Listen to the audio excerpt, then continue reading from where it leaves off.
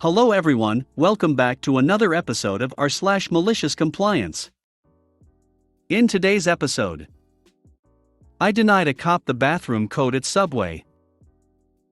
Rental car company told me where to leave my keys, and when I left them there, tried to charge me for an extra day. So I refused to give them the car back until last minute. Management fined me for being a considerate neighbor, so I made life difficult for them with my payments of the fine. 50 grams over the weight limit at the airport? I guess I'll eat them. Before we get started, make sure to subscribe so you will never miss a video. So let's get started. I denied a cop the bathroom code at Subway. So I was working at Subway a few years ago, and a man came in with his wife and 2 children. I had all 4 sandwiches started when the man asked me for the code to the bathroom. The policy was you had to make a purchase to get the bathroom code, but by the way he was doing the potty dance, it was pretty apparent this guy needed to go. Obviously, either he or his wife will pay for the 4 sandwiches I've already started. The next day, my boss sits me down and lectures me about how the code is on the receipt for a reason. She watched the tape and see me give the man the code and tells me, I don't care who it's for.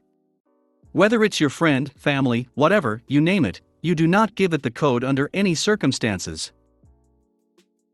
Later on that night, I was working by myself when some guy in a trench coat and greasy long hair came in the side door and said, "Hey man, somebody got seriously up outside." A long line of customers waited for me while I subtly grabbed the bread knife, sharp AF, and went around to check. It wasn't the best part of town, so you never know with people. Anyways, as Trenchcoat Man stated, someone was seriously up outside. His face was all bloody, and he was just a mess. I called 911 and went back to making sandwiches. Sometime later, a few cop cars and an ambulance showed up. They were doing their business outside, and then one of the officers comes in and asks for the bathroom code. Like 6 hours earlier, my boss told me not to give it under any circumstances without a purchase. I laughed a little and told him what I told all the other customers, I'm sorry, you have to make a purchase first. You can get a cookie which is $0. And then it'll be on the receipt. He didn't realize the laugh was really at myself and how awkward of a situation he unknowingly put me in. Nor did I have a chance to explain it before the laugh and the rejection of the bathroom code caused the cop to become straight up furious. He gives me 3 warnings to give him the code.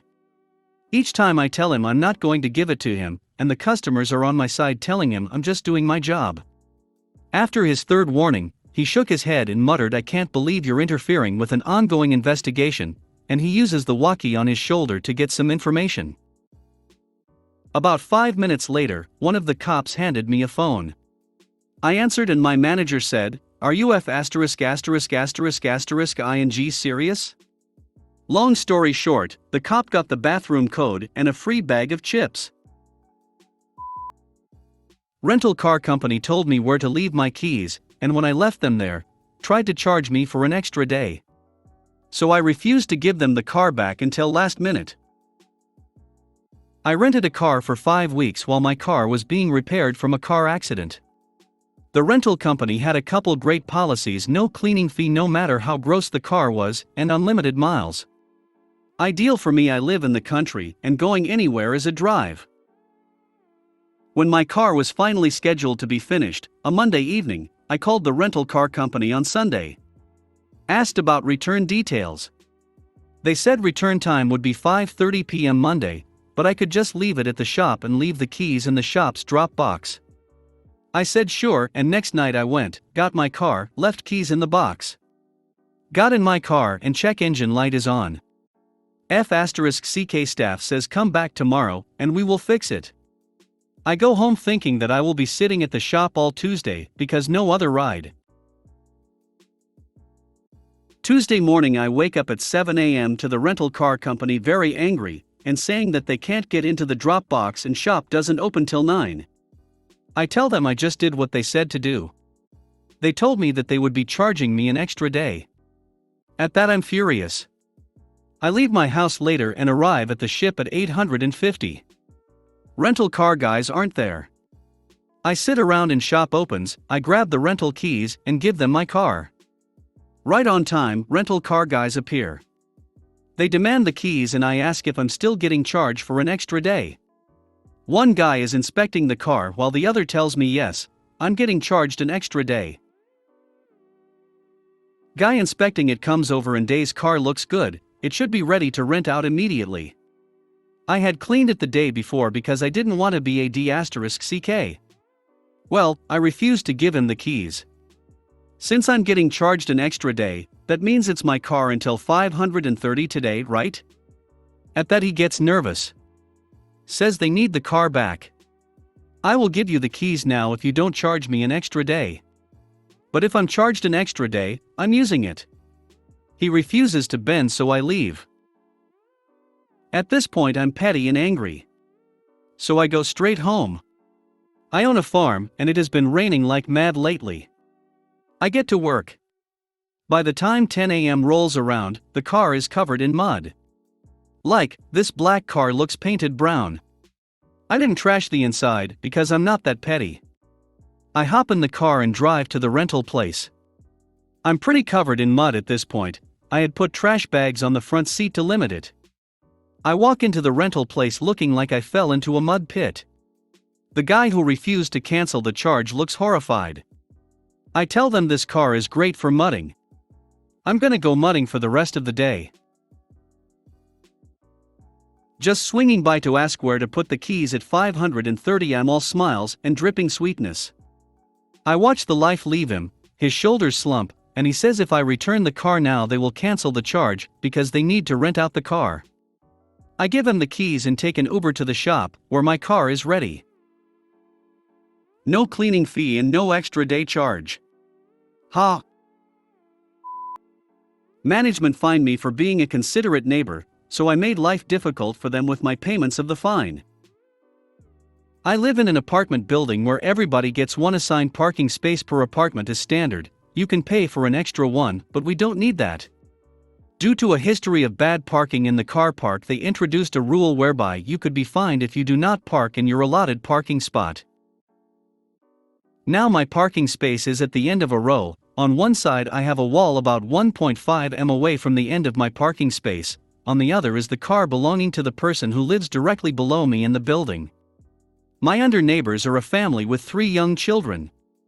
Knowing how difficult it can be to get all of their kids into their car seats, I have 2 of my own. I have generally given them a bit of space and parked a little outside of the line on the opposite side. Remember, next to me on the opposite side of my parking space is a wall. There is no reason for anyone to walk next to my car at that point. This is something I have been doing for months. I understand the need to enforce the rule where cars interfere with other parking spots or walkways, but for me, parking a little outside the spot affected nobody other than my neighbor who was given more space to get their kids into the car. I walked down to my car recently to see a note from the management office telling me I had been fined. I went to speak to them and sure enough it was for parking outside of the space. I tried to explain to them that it was to help my neighbor, and that nobody could be inconvenienced, but they told me rules were ruled, and that there was nothing to do about it. I had a fine of $60 and had 40 days to pay it. Being quite riled up, I went through the relevant contract and was dismayed to find that they were indeed correct. There was absolutely nothing I could do about it. I did however note that there was a statement in the contract stating that every single payment received by the management company had to receive a written receipt signed for by the management company within 2 working days. There was also no rules about me having to make payment of my fine in a single deposit. So, this is where the malicious compliance comes in.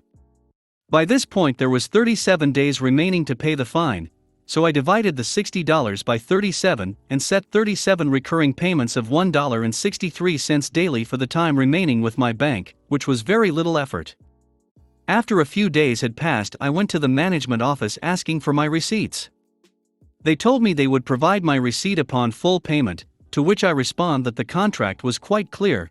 They must provide a written receipt for each and every payment, not for each and every fine, and that they were already overdue my first receipt by a day. They tried arguing with me, but it was completely clear from the contract, so every couple of days they had to fill out receipts and then walk them over to my letterbox. I have continued to give my neighbor some extra space by parking slightly over the opposite line, but as of yet have not received another fine. 50 grams over the weight limit at the airport? I guess I'll eat them. This happened a couple days ago. Also, mandatory English isn't my first language. For Americans, 50g equals 1.76 as 200g equals 7 as 23 kilograms equals 50.7 pounds. So when I travel by plane, which happens about 2/3 times per year, I'm usually quite conscious about the weight of my luggage because of how much you have to pay if it exceeds the limit. This time I put a bit more stuff in because of gifts, but I thought I was fine. I pass the police and get to the check-in, where a woman in her late 30s/early 40s that reminded me of my old history teacher indicated me to proceed. I give my passport, do the usual stuff, and I put my luggage on the scale, which shows 23.05 kilograms, the limit being 23. I was quite pleased with myself while looking at it, thinking I got it just right, but no, the woman tells me I need to pay €50 for excess baggage. I look at her confused, telling her it's 50 grams, surely it doesn't matter. She repeats herself, and we start arguing until she says, either you pay €50 or you somehow make the luggage 50g lighter. I didn't have a carry-on, so I couldn't take anything with me. At that moment I remember the 200g of chocolate that are sitting in the luggage, and I start smiling. I open the luggage, take the chocolate out and start nibbling at it with a grin on my face while looking at the woman, who goes from Pikachu face to annoyed. She tells me to hurry up, even though I was the only one in line, so I offered her some and she just stared at me. I ended up eating exactly a quarter of the 200g, and lo and behold, the scale showed 23 kilograms. The woman gives me my ticket while glaring at me, and I tell her to have a good day. If you made it to the end of the video, thanks for watching.